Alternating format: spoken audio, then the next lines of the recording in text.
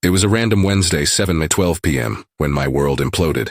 I'm Jake, 38, a graphic designer from suburban Ohio, just trying to grab a LaCroix from the fridge after a long day of Zoom calls and client revisions. Nothing wild, just another evening in our cookie-cutter split level, the kind you see in every Midwest neighborhood. As I shuffled past our bedroom, I heard her. My wife, Lauren, 36, a dental hygienist with a smile that could sell toothpaste. Her voice was low, flirty, wrong.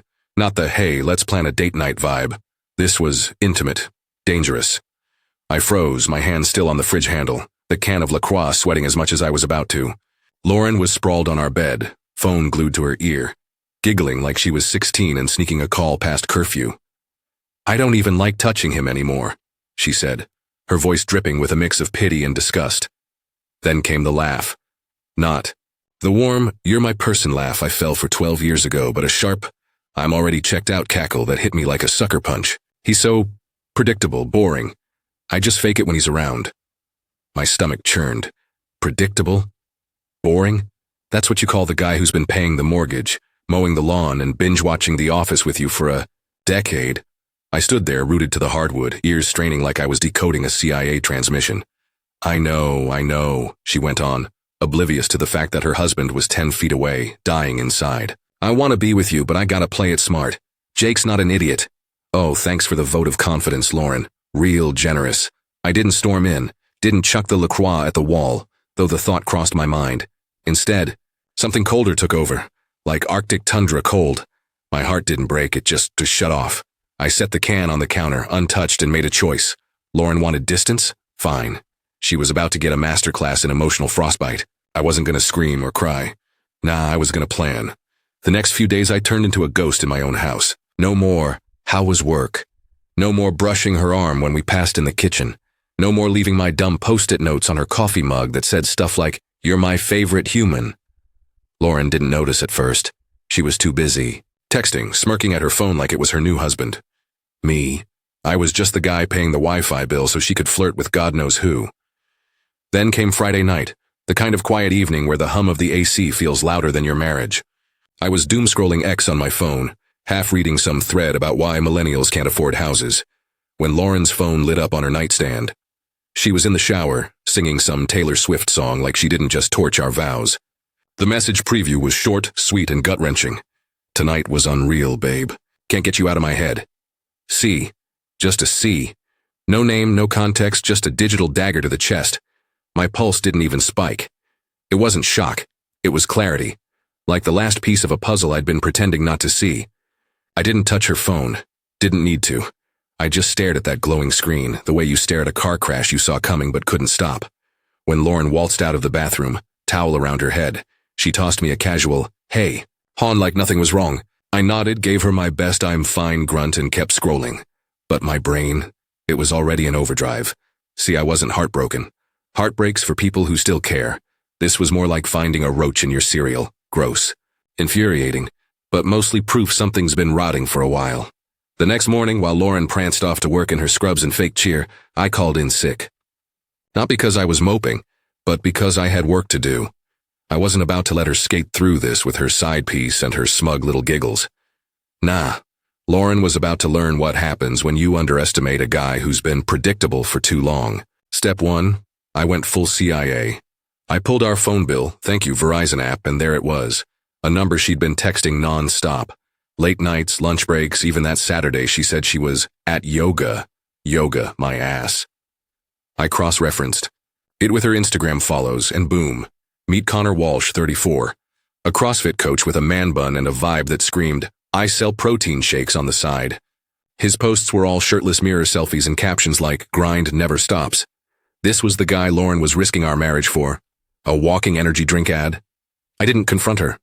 Didn't need to. Instead, I leaned into the cold. At dinner, I stared at my Instant Pot chili like it was more interesting than her small talk. At night, I hugged the edge of the bed so hard I nearly fell off. Lauren started to notice. Her smiles got tighter. Her, "You okay?" questions got sharper. She thought I was just moody. Maybe she thought she was still in control, cute. By week 2, she was unraveling. The woman who used to strut around like she owned the cul-de-sac was now clutching throw pillows like they were life rafts. "You eat today?" she'd ask, voice all soft and fake concerned. Yup, I'd say, not looking up from my phone. She'd try again. Like a real meal? I'd shrug, let the silence choke her. She tried her old tricks, wearing that one dress I used to love, suggesting we watch something fun. I'd just say, I'm good, and grab my laptop. One night, she poured 2 glasses of Pinot, her big move, and said, "Thought we could chill." I looked at the wine, looked at her, then said, "I'm beat," and walked to bed. She stood there, glass in hand, looking like she'd just been ghosted by her own marriage. The best part? She had no idea I knew. She was tiptoeing around her own lies, thinking she was slick while I was building a case tighter than a Netflix true crime doc. Every ignored text, every cold shoulder was a brick in the wall I was stacking between us. And trust me, that wall was about to come crashing down. Lauren was starting to crack, and I was just getting started. It'd been 2 weeks since I overheard her trash-talking me to her mystery man, Connor, and I'd turned our house into an emotional icebox. No fights, no tears. Just me, Jake, 38, graphic designer, serving up silence colder than a January night in Ohio. Lauren, my wife of 12 years, was still clueless, thinking her little affair was some sexy secret. Spoiler, it wasn't. Every day she'd try harder to pull me back in. She'd flutter around the kitchen in her yoga pants, making coffee she knew I'd ignore, or toss out a "wanna order pizza tonight" like we were still Netflix and chill buddies. I'd grunt, maybe, and keep my eyes on my phone, scrolling X for memes about bad decisions. Her smiles got shakier, her voice tighter like she was starting to feel the frost. Good. Let her squirm. Meanwhile, I was playing detective like I was born for it. That phone bill I pulled? It was a goldmine. Connor's number was all over it, too. AM texts, 20-minute calls when she was at the grocery store. I dug deeper, cross-referencing her Venmo payments. Surprise. Coffee with a friend was code for $12 lattes with man-bun McProtein shake. Then I got bold, slipped a $30 GPS tracker under her Honda CR-V's bumper while she was at work. Legal? Barely. Effective? Oh yeah, her yoga classes were suddenly 30 miles away at a Marriott courtyard. Namaste, right? I didn't stop there. I hired a PI, $800 well spent. Guy was a pro, looked like he'd tailed cheating spouses since MySpace was a thing. By Monday, he sent me a Dropbox link. Photos, videos, texts. Lauren and Connor sneaking into hotels, laughing like they were auditioning for a rom-com. One shot showed them sharing a milkshake at a diner, straws touching like some cheesy 50s date. I gagged. This was the guy she picked over me? A dude who probably deadlifts to EDM? But here's the kicker. I didn't blow up. Didn't text. Connor, yo, enjoy my wife? Didn't leave a post-it on her windshield saying, "Caught ya." Nah, I was cooking something bigger. I wanted Lauren to feel the walls closing in before she even saw them, so I kept up the freeze-out. At home, I was a robot. Ate my cereal, worked my freelance gigs, answered her questions with one-word replies. "How's your day?" she'd ask, voice all hopeful. "Fine," I'd mutter, not looking up. She'd linger, waiting for more. Nada. By week 3, she was a mess. The Lauren who used to blast Lizzo and dance around the living room was gone. Now she was jumpy, checking her phone like it might bite her. One night she tried her big move, candlelit dinner, takeout from our favorite Thai place, that green curry I can't resist. She even wore earrings, the dangly ones I got her for our 10th anniversary. "Thought we could have a real night," she said, voice wobbling like she was one rejection away from tears. I glanced at the spread, then at her. "I ate," I said, grabbing my water bottle and heading to the garage. I heard her fork clatter against the plate as I shut the door. The silence was killing her, and I was sleeping like a baby. Why? Because I knew something she didn't. I had everything. The PI's folder was locked and loaded, screenshots of her texts. I wish I could leave him. Hotel receipts, even a grainy video of her kissing Connor in a parking lot like they were in a bad Lifetime movie. I wasn't just going to confront her, I was going to bury her in her own lies. Then came the moment she pushed too far. It was a Tuesday, rainy, the kind of night you stay in with a beer and pretend the world's okay. Lauren sat next to me on the couch, next to me, like we were still a team. Her hand grazed my arm, all soft and calculated. "Jake," she said, voice like syrup, "I feel like we're slipping. I don't want that." I almost laughed. "Slipping? Sweetheart, we're in free fall, and you cut the parachute." I looked at her, gave her my best concerned husband face, and said, "Yeah, that's rough." Neutral, vague, perfect. Her eyes lit up, like she thought she'd cracked me. "Maybe we could talk, like really talk?" She pressed, leaning closer. I nodded slow, like I was thinking it over. Sure, I said. Soon. Her shoulders relaxed and she smiled, thinking she'd won. Poor thing. She had no idea soon meant tomorrow night, when I'd drop a bomb she'd never see coming. That night, as she hummed in the bathroom, brushing her teeth like everything was peachy, I finalized my plan. No yelling, no drama, just a manila folder stuffed with every shred of her betrayal, ready to slide onto her pillow like a 5-star Yelp review of her affair. I could already picture her face, that smug confidence draining faster than her iPhone battery. Lauren thought she was playing chess. She didn't realize I'd already flipped the board. The air in our Ohio split level was thick with tension, like the moment before a thunderstorm, when you know the sky's about to split open. It was Thursday, 3 weeks into my silent war against Lauren, my wife of 12 years, who'd been sneaking around with Connor, her CrossFit side piece. I'm Jake, 38, graphic designer, and by now I was a master at playing cold. No fights, no accusations, just me, icing her out while she scrambled to figure out why her predictable husband wasn't begging for her attention anymore. Lauren was unraveling, and it was almost beautiful. The woman who used to strut through our house like she was filming a TikTok dance was now a nervous wreck. Her perfect blowouts were replaced with messy ponytails, and she'd started biting her nails, a habit she swore she kicked in college. She'd hover in doorways, clutching her phone like it was her last lifeline, asking dumb questions just to hear my voice. "You want me to grab Chipotle later?" she'd say, all fake cheer. "Nah," I'd reply, not looking up from my laptop. The silence was my weapon, and I was surgical with it. Behind the scenes, I was building a case tighter. Then a Marvel plot twist. My PI, worth every penny of that $800, had delivered the motherlode. A digital folder stuffed with photos of Lauren and Connor canoodling at a Holiday Inn, texts where she called me boring and him electric, even a receipt for a day. $200 dinner they split on my Amex. The GPS tracker on her CRV confirmed every lie. Her book club was just code for a quickie at Connor's apartment. I had it all, locked in a password-protected file labeled Taxes 2025, because Lauren wouldn't touch anything financial with a 10-foot pole. But I wasn't ready to drop the hammer. Not yet. I wanted her to feel the ground shifting under her feet, to wonder when her perfect little affair bubble would pop. So I kept up the freeze. At dinner, I'd push my food around like a kid avoiding broccoli, answering her chatter with grunts. At night, I'd sleep so close to the bed's edge I could have rolled into Narnia. One evening, she tried her old flirt game, sliding onto the couch in that lacy tank top I used to lose my mind over. "Want to watch Stranger Things?" she purred, batting her eyes. I glanced at her deadpan and said, "I'm caught up." Then I grabbed my headphones and left her staring at a blank TV. By now, she was desperate. You could see it in the way she'd linger after asking me something, waiting for a crumb of affection. One night, she went all in, cooked my favorite. Spaghetti carbonara, lit a candle like we were in a rom-com. "Thought we could have a chill night," she said, voice cracking like thin ice. I looked at the table, then at her hopeful face and said, "Got a deadline." I walked to my office, leaving her with a plate of pasta and a vibe that screamed, "You're losing him." I heard her sniffle as she cleared the dishes. Tough luck, Lauren. The real kicker came Wednesday night. She was in the shower, belting out, some Adele like she was auditioning for her own heartbreak montage. Her phone buzzed on the counter. "Yup, Connor again." The preview said, "Miss you already. Tomorrow?" My blood didn't boil. It just simmered. I didn't need to snoop anymore. I had enough to bury her twice. But that text lit a fire under me. Tomorrow was the day. No more waiting. I spent the next morning prepping like I was going to war. Printed every damning photo, every text, every hotel check-in time.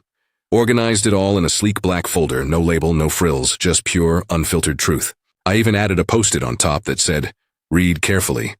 Petty, maybe. Satisfying? Hell yeah. I rehearsed my lines in my head, not for a screaming match. I wasn't about that. But for the moment she'd realized she'd bet on the wrong horse. That night, Lauren came home late, probably fresh from Connor's sweaty gym rat arms. She was humming, tossing her keys on the counter, acting like she hadn't spent the last month torching our marriage.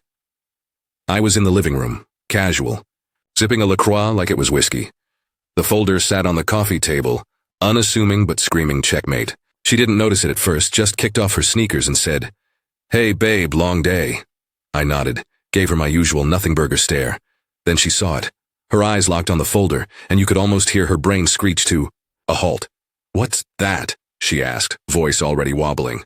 I leaned back, crossed my arms, and said, "Open it." She hesitated like it might bite her. Then she picked it up, hands shaking like she was defusing a bomb. The post-it fluttered to the floor. She flipped it open, and there it was. Her whole affair laid bare in 4K. Photos of her and Connor, texts about how she couldn't stand me, timestamps that matched every lie she'd fed me. Her face went white, lips parted, but no sound came out. She flipped through it, page after page, like she thought it'd magically turn into a grocery list. Finally, she looked up, eyes wide, voice barely a whisper. "Jake, how did you—" I cut her off, calm as a monk. "You don't get to ask questions." I stood, grabbed my keys, and headed for the door. "I'm done pretending," I said, not looking back. "Enjoy your electric life." I left her standing there, folder in hand, as the weight of her own choices crushed her.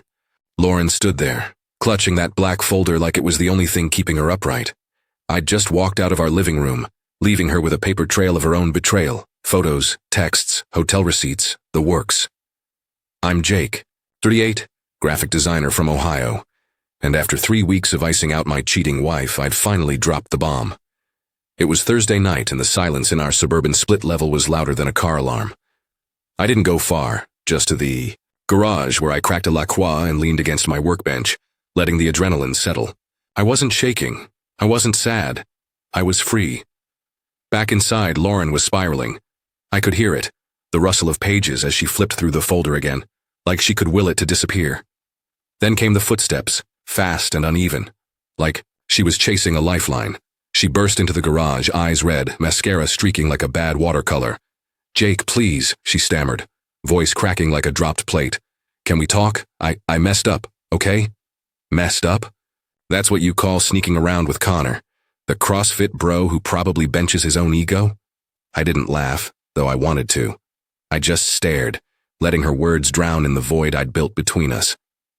"There's nothing to say," I said, voice flat as the Ohio horizon.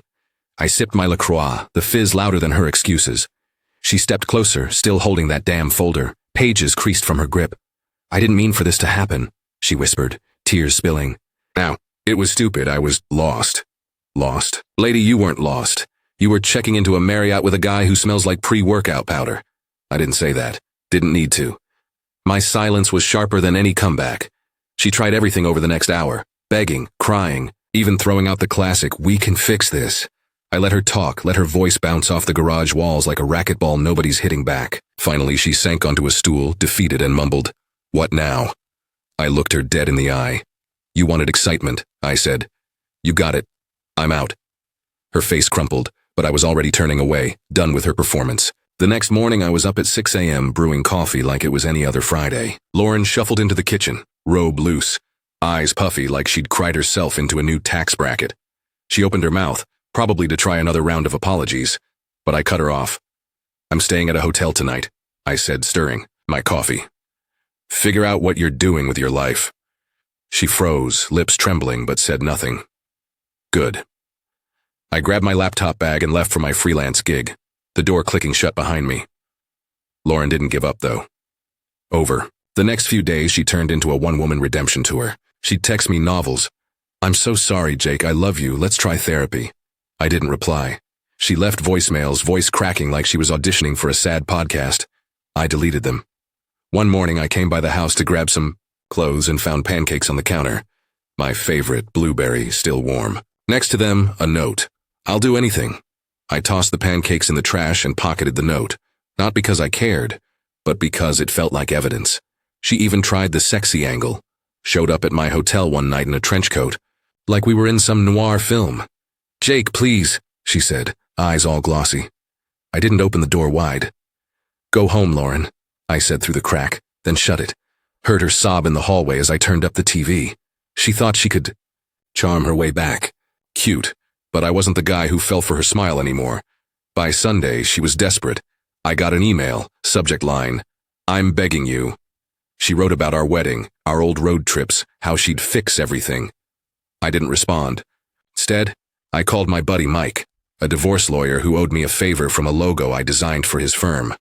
"Start the paperwork," I told him. "No alimony, no drama." Mike whistled. "You sure, man?" I was sure.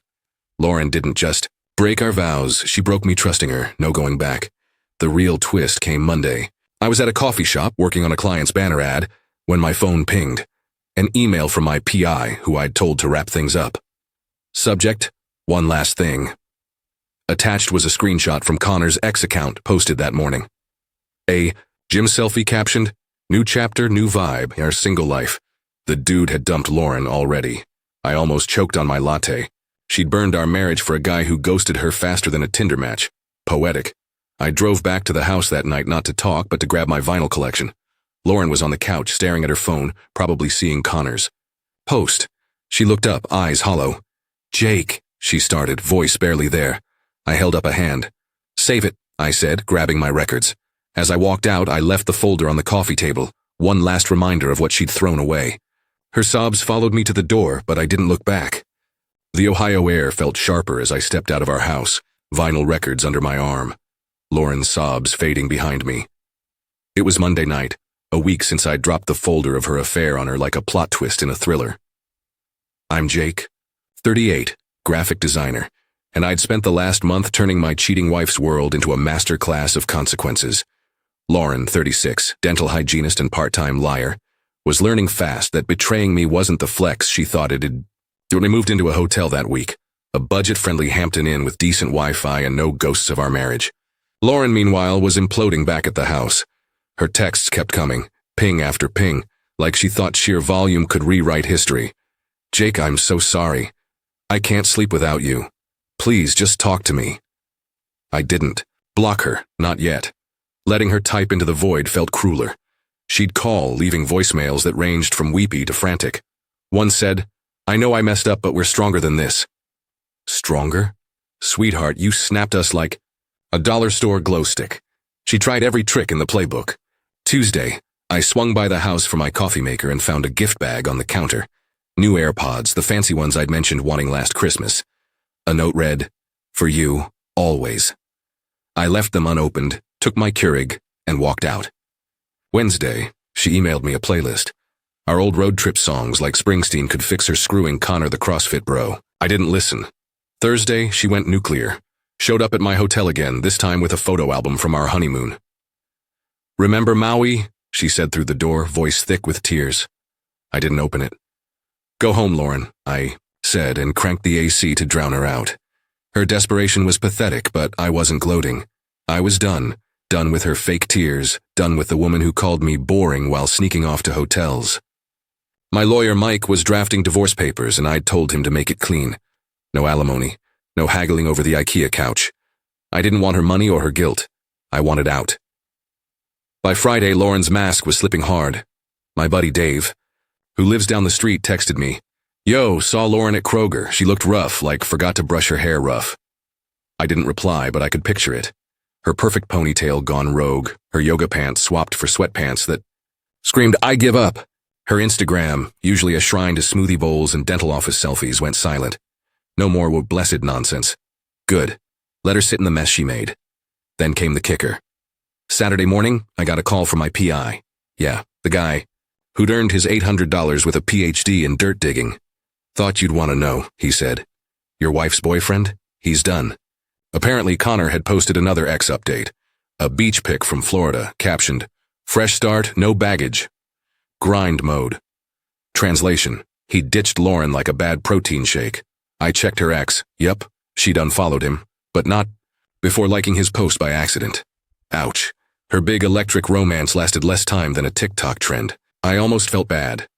Almost. But then I remembered her voice on that phone call, laughing about how she couldn't stand touching me. Nah, Lauren earned this. She'd gambled our 12-year marriage on a guy who'd ghost her for a Miami hookup. And me? I was sleeping better than I had in years, my hotel bed free of her lies. Sunday, I went back to the house for the last of my stuff. Some books, my old Cubs hat. Lauren was there, curled on the couch like a deflated balloon. No makeup. No grubs, just a hoodie that used to be mine. She looked up, eyes hollow, and whispered, "Jake, please, I'm nothing without you." I didn't flinch. "You were nothing with me, apparently," I said, grabbing my things. Her lip quivered, but she didn't follow. The folder was still on the coffee table, pages wrinkled like she'd read it 100 times, hoping for a different ending. I was ready to close this chapter, but fate had other plans. Monday, I got an email from my mom's lawyer. Yeah, my mom, who'd passed 2 years ago. Subject, Estate update. Turns out she'd left me a trust fund, one she'd never mentioned. It wasn't Bezos' money, but it was enough. $200,000 locked away until my 40th birthday unless I filed for divorce first. Mom always had a sixth sense about Lauren. I stared at the email, heart pounding. Freedom wasn't just emotional. Anymore, it was financial. I didn't tell Lauren, why would I? She lost her shot at us the second she chose Connor's protein shakes over our vows. But that trust fund, it was a middle finger from the universe, proof I was better off without her. I called Mike, told him to speed up the papers. You sure you don't want to talk to her? He asked. I laughed. I'm sure. Lauren's world was crumbling and I was about to build a new one, on my terms. Lauren's world was in freefall, and I was already halfway to a new life. It was 2 weeks since I'd left that folder of her affair on the coffee table, exposing her fling with Connor, the CrossFit bro who dumped her faster than a bad set of burpees. I'm Jake, 38, graphic designer from Ohio, and I'd spent a month turning my cheating wife's smug confidence into a pile of regrets. Now I was done playing ghost in our old split level. It was time to close the book. Hard. I'd moved into a no-frills apartment across town, $200 a month, minimalist with a view of a Dunkin' Donuts. Perfect. No trace of Lauren's candles or her lies clogging up the air. She was still blowing up my phone, texting apologies longer than a CVS receipt. Jake, I'm broken without you. I'll change, I swear. Can we just talk? I didn't reply. Didn't block her either. Let her scream into the Fuidianai. Voicemails piled up, each one shakier than the last. One night she left a 3-minute sob fest. I threw away everything for nothing.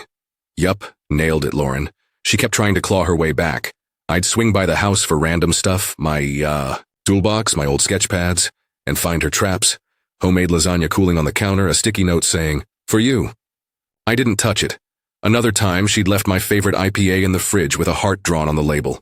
I poured it down the sink. She even mailed a letter to my new place, handwritten, tear-stained, full of remember when nonsense about our first date at a dive bar. I tossed it in the recycling. Lauren wasn't fighting for me. She was fighting for the life she'd torched. Meanwhile, I was thriving. That trust fund for my mom, $200,000, unlocked by my divorce filing, was a game changer. I hadn't told a soul, especially not Lauren. My lawyer, Mike, was wrapping up the papers. No alimony, no splitting the air fryer. Clean break. I started hitting the gym, not for a revenge bod, but because deadlifts felt better than dwelling. I reconnected with buddies, grabbed wings at B-dubs, laughed like I hadn't in years. My ex-feed was just dumb memes and design tips now, no trace of her drama. Lauren, though, she was a wreck. My neighbor Dave texted, saw your wife at the gas station. Looked like she aged a decade. Her Instagram was a graveyard, no more selfie glow. Word spread fast in our cul-de-sac. Her sister unfollowed her. Her book club forgot to invite her. Even her dental office started whispering. Someone had seen Connor's ex-post bragging about his new vibe, and the math wasn't hard.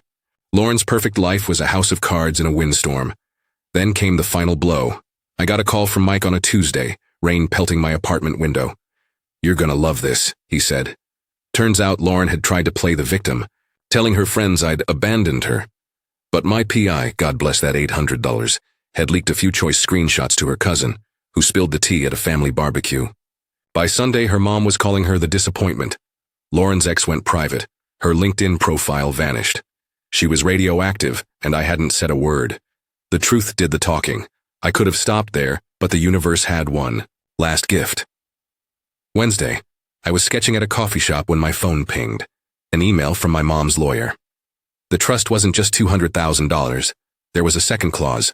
If I stayed single for a year post-divorce, I'd get her old lake house, worth another $300,000. Mom always knew Lauren was trouble. I grinned so hard my barista probably thought I'd won the lottery. That house, wooden porch, quiet water, was where I'd spent summers as a kid. Now it was my reset button. Friday, I went to the house one last time. Lauren was there, sitting on the floor, surrounded by takeout containers like she'd given up on dishes. She looked up, eyes bloodshot, and whispered, Jake, I'm sorry. I'm nothing now. I didn't soften. You chose nothing, I said, grabbing my last box, comic. Books from high school. I paused at the door, the folder still on the table, now dog-eared and sad. Sell the house, I told her. You'll need the money. Her sob caught in her throat as I walked out. I didn't look back. My new life was calling. $200,000 in the bank, a lake house on the horizon, and a heart finally free of her. Wait. Lauren wanted electric? She got it, a shock so brutal she'd never recover. Me? I was unplugging for good, headed for a dock where the only drama was a fish stealing my bait. Checkmate, Lauren. Enjoy the static. That's the end of today's story. Did things turn out the way you thought, or were there some surprises along the way? Share your thoughts in the comments. I'd love to hear what you think. If you enjoyed this journey, don't forget to hit the like button. And if you haven't joined the community yet, now's the perfect time.